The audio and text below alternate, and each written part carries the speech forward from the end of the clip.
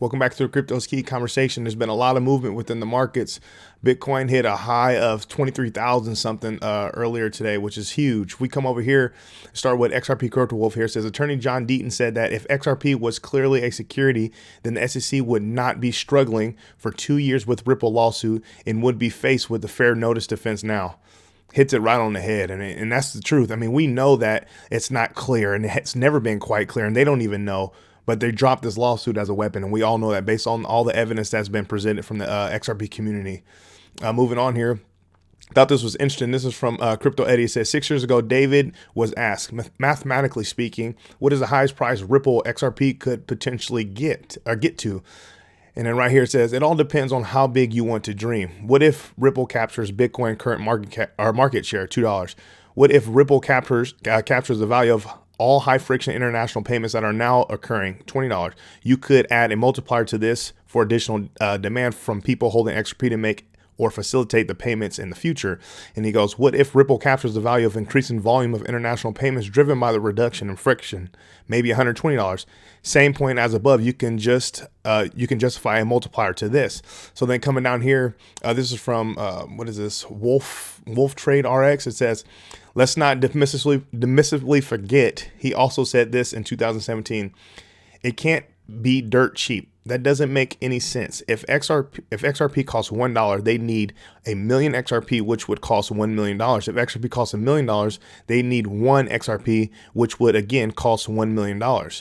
Except that higher prices make payments cheaper. Right now, you can buy $1 million house with Bitcoins, but if Bitcoins were $300, it would move the market too much. It'd be too expensive to be practical. So higher prices make payments cheaper, and that's what it's about. They're trying to solve. What do they say? I think they said like a $250 billion problem or something massive. So what they're trying to capture and what they're trying to do with cross-border remittances and settlement. It has to be at a higher price. There's no way we're going to stay down at this price, especially just based on speculative demand in general. I mean, our previous all-time high was just under $4, and that was just based on, speculation and hopium, and obviously they were, Ripple and digital asset XRP was being traded at high volumes, and obviously there was a bull market at the time. But the point is that was just then. Imagine when true real world use case and utility comes into play in the markets, and it's not just based on speculation. Look at the partnerships that, Ripple, the company, has been developing, and they're utilizing, XRP Ledger and XRP to benefit them, to benefit their partnerships and their, the businesses that work with them.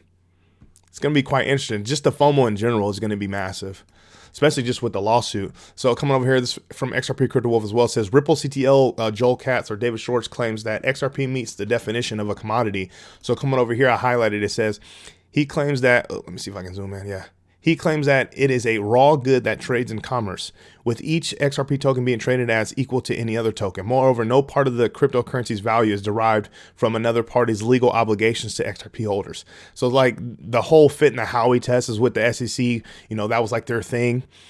It just doesn't. There's been no, contract, there's been nothing in regards of me investing to the digital asset XRP and Ripple, the company.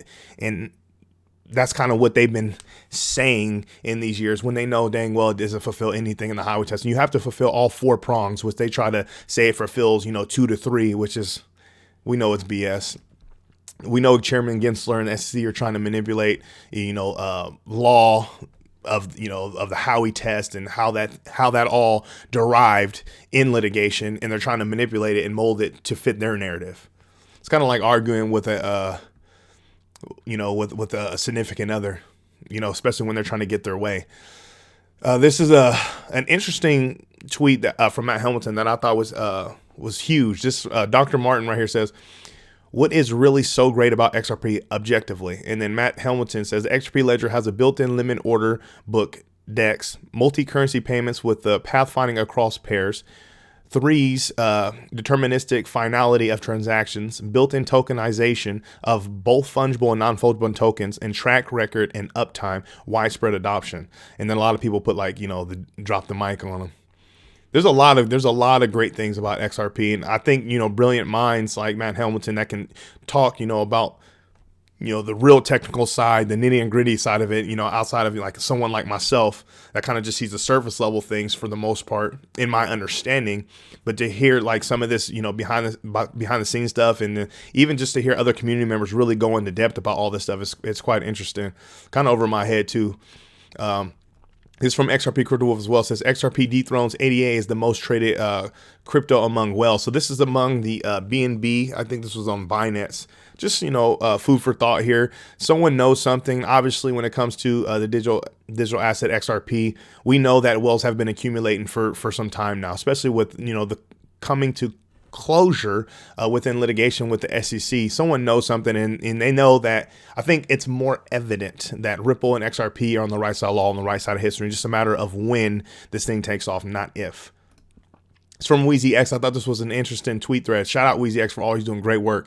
He says Sullivan and Cromwell knew about FTX dealings with Alameda and did nothing. Let's talk. FTX and Alameda were formed under the noses of Jay Clayton's SEC back in 2019. Renee Miller and Sullivan and Cromwell was hired as GC for FTX. He also served under Gensler at the CFTC. Ken Lee of Sullivan and Cromwell represented FTX in its purchase of Ledger X. When FTX and Alameda bid to purchase bankrupt exchange Voyager's assets, Sullivan and Cromwell represented both Alameda and FTX according to court filings. Voyager had approximately 1 million customer accounts, with some holding their life savings. Why didn't Sullivan and Cromwell sue the DD when representing FTX and Alameda? 16 different Sullivan and Cromwell attorneys represented FTX/Alameda. The 1MBD scandal, which involved corruption, bribery, and money laundering, and was considered one of the world's quote unquote greatest financial scandals. The DOJ named the largest kleptocracy case to date in 2016. Guess who was involved in making some of the luxurious purchases on behalf of the 1MBD? Sullivan and Cromwell. Goldman Sachs, who admitted their involvement, paid $2.9 billion to make the case go away. There's a reason why Jay Clayton wanted to be the top criminal prosecutor in the SDNY, even though he had no prosecutorial experience. People have been strategically placed for years until their house came crashing down and the roaches ran out. And they said, credit a Wall Street trade parade. And I just said endless rabbit hole stuff. So obviously, Wheezy X always does a great job researching stuff. More people are going to, probably look further into this thing and validate kind of what's being presented here. It's just crazy that this is the world we live in. And it's like, now that we have, the internet at this capacity, and, we have social media being able to, have a voice and in a sense, spread the word of the truth and not just the master narrative or the narrative that, the mainstream media outlets try to, portray to us, retail investors. I just don't understand how they think they can get away with all this stuff. And, maybe they will, but I think it's huge that we have the ability to, bring light to this corrupt and darkness that's, plaguing our world, especially in our markets. It's from Procoin News. XLM is known as one of the main rivals to Ripple's XRP, and it was just revealed that the foundation will be joining as an advisory member for the U.S. Commodities Futures Trading Commission. So rivals, that's up for debate. We know that it's very similar, as in, I guess there's similarities as in what they're trying to do in use case or whatever. People say, XRPs for banks, XLMs for retail, yada, yada, yada, whatever. Rivals, I'm not sure. Coming over here, this is Digital Asset Investor kind of responding to that, that headline. Jason Chilipala says, excited to represent Stellar Org on CFTC FAM's Global Markets Advisory Committee and help ensure the conversation includes a blockchain point of view. He goes, hey, Caroline. Hey, Caroline fam. I'm totally confused. The CFTC and the SEC plan with the ETH gang. ETH got an SEC free pass. CFTC and SEC plan with FTX. FTX was fraud. Ripple gets sued by the SEC. SEC leaves Stellar Org alone. Stellar now plans with CFTC. Red flags everywhere. And I completely agree. Like, even just the fact that, like, Jed McCaleb was never brought in. But then you have, the SEC going after Chris Larson, Bragg Allhouse for fraud. But why am I blank? I just said his name. I'm just blanking on his name. Oh, Jed McCaleb, he was able, even after the lawsuit, there was a time where he did stop selling. But even after the lawsuit was dropped and it was ongoing, like, he was still selling the digital asset XRP. But, like, that's just one small fraction of a fraction within the whole just shady, like he said, red flag. Like, it's just, this rabbit hole is kind of crazy, man. I'm interested to see if he ever gets a response out of this. I mean, we know that per history so far, Caroline D. Pham seems like a huge advocate for the space and, a light within the space. So we'll kind of see what happens with that. Mr. Intuitive talking about the Flare airdrop. He says Flare airdrop became the air drip. So they're talking about how instead of them, giving it to the community as they said they would in one drop, it's like, hey, you get 15% now. And then once you delegate, then you can get the 85% over time.